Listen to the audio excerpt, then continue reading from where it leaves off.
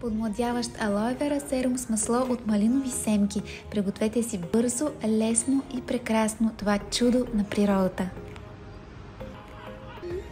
Растението на безсмъртието, както древните египтяни го наричали, е известно още с това, че Клеопатра за поддържането на легендарната си красота се е доверявала именно на него. Тя е използвала гел от свежо алоe, за да запази кожата си свежа, еластична и вечно млада. Ето и как си приготвяме този магически серум.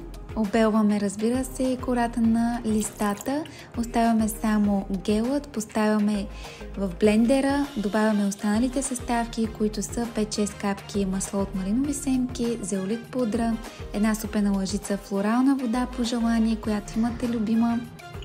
След като блендираме около 30-40 секунди, поставяме сместа в ето такова удобно бурканче за съхранение в хладилник около седмица-2.